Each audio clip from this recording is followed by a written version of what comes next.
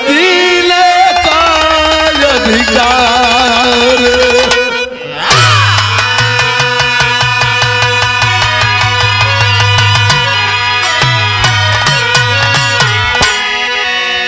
आइए बाबा साहब पर एक बहुत अच्छी गीत है कि बाबा साहब ने क्या क्या किया और अपने जीवन में कितना संघर्ष किया। तो 4 लाइन शेर के माध्यम से बतावल गई। कला नवल ज्योति लेकर दिवाकर विपिन में मयूर नृत्य करने लगे। मुग्ध हो व्योम धरणी और चंदा सितारे, लहरे सागर भी खुशियां को भरने लगे।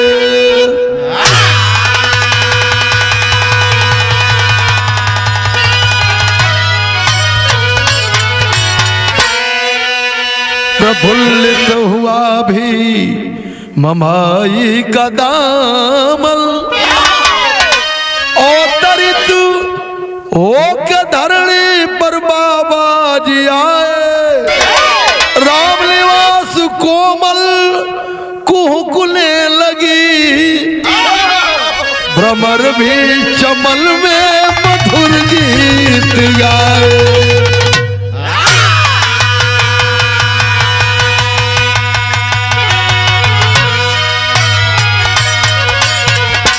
ए बाबू, जब इस समाज में दलित पिछड़ों सताए हुए लोगों की कोई अगुआ नहीं था, कोई वकालत करने वाला नहीं था, उस समय बाबा साहब एक दुखों का को हरने के लिए अवतार लेकर के इन तमाम शोषित पीड़ितों के भगवान के रूप में जन्म लेते हैं। तो यहाँ कवि जी बड़ा सुंदर गजल लिखलन। कौन गजल वो मास्टर साहब संकेत रहे?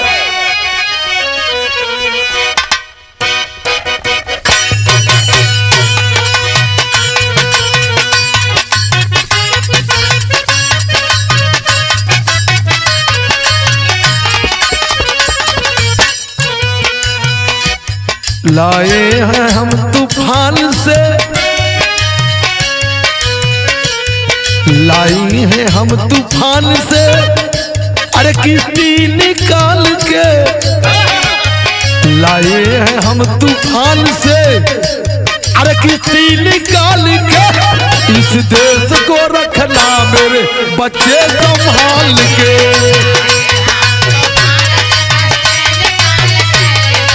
अरे संभाल के रखना, संभाल के रखना।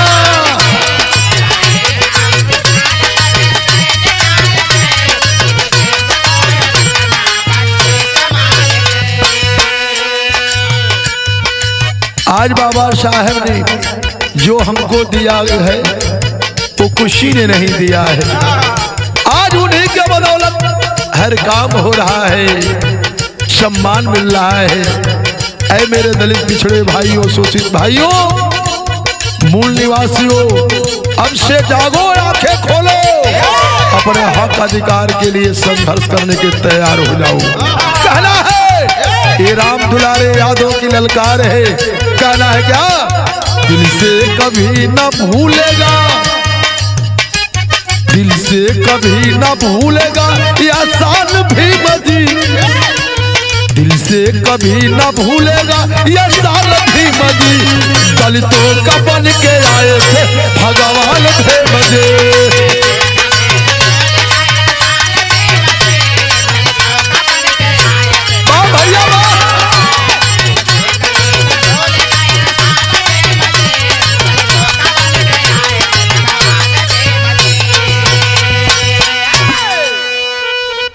दिल से कभी ना भूलेगा एहसान भीम जी, दलितों का बन के आए थे भगवान भीम जी। आगे बताओ गल का मास्टर? बाबा गोरों की गुलामी, गोरों की गुलामी में जो करी थी हिंद माता,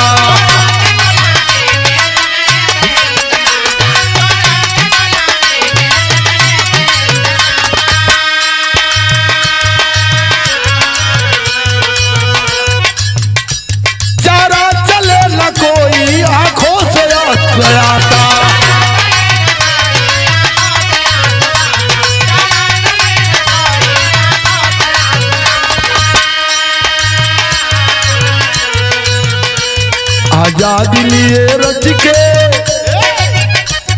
आजाद लिए रच के संविधान भीम जी, आजाद लिए रच के संविधान बाबा जी, दलितों के बन के आए थे भगवान भीम जी।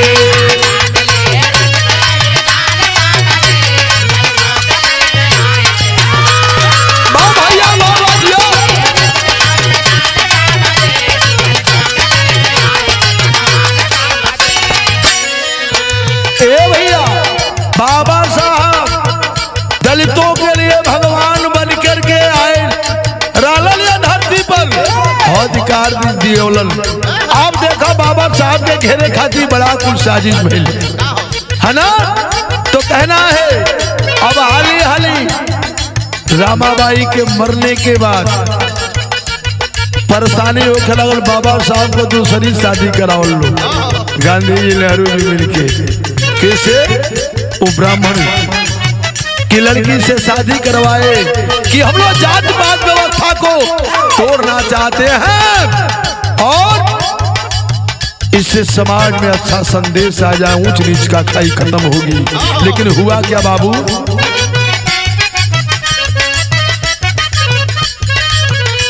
ब्राह्मण के कुल में गांधी जी ने शादी कराए।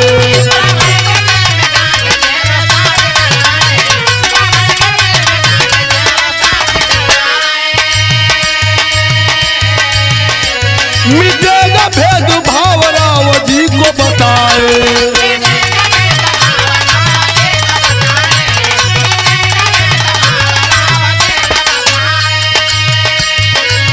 ब्राह्मण कुल में गांधी नेहरू जी मिलकर के शादी कराए।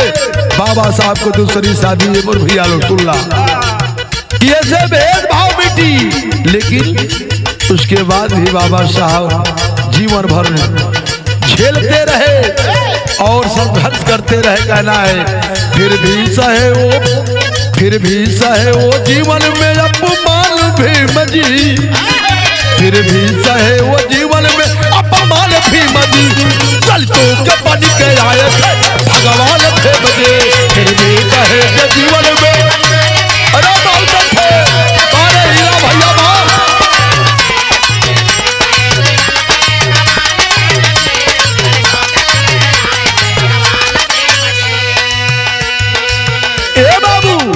लाख संघर्ष करते हुए परेशानी को सहते हुए हम गरीब पिछड़ों को आरक्षण दिलवाए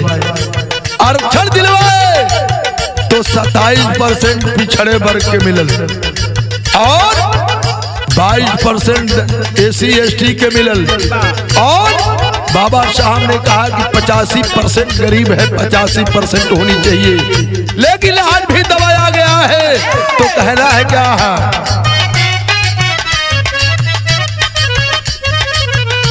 अछूतों को आरक्षण दिलाए थे बाबा जी,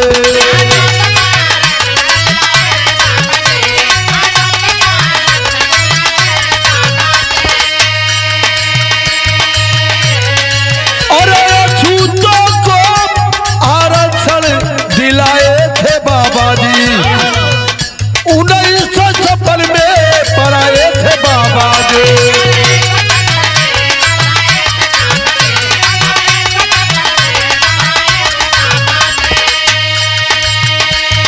बाबा साहब आरक्षण दिलवा दिए, आरक्षण दिलवा दिले के बाबा साहब के भी साथ साजिश हुई थी भैया।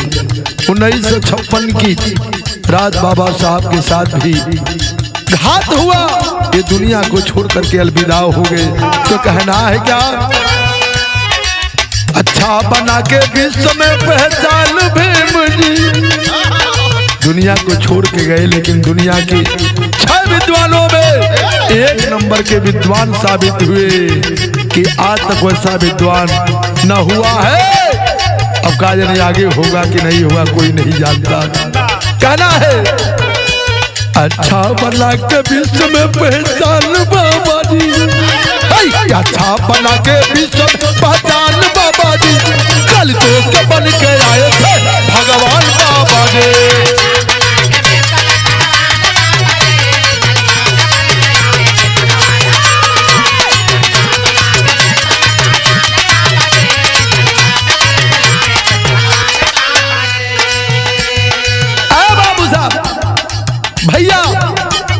बाबू कहना है क्या?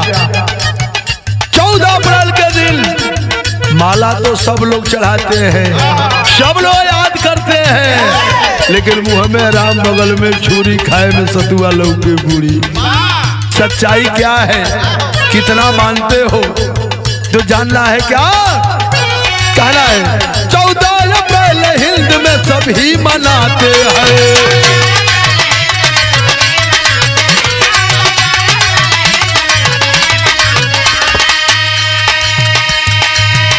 कभी राम निवास पुष्प को दिल से चढ़ाते हैं।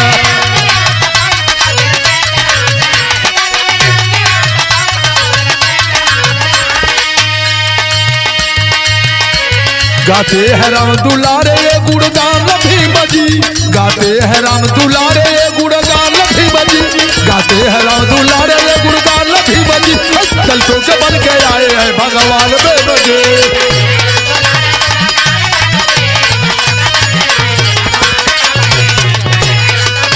गुणगान भीम जी, दलसों के बन के आए हैं भगवान बेनगे। भगवान अरे बाबा साहेब,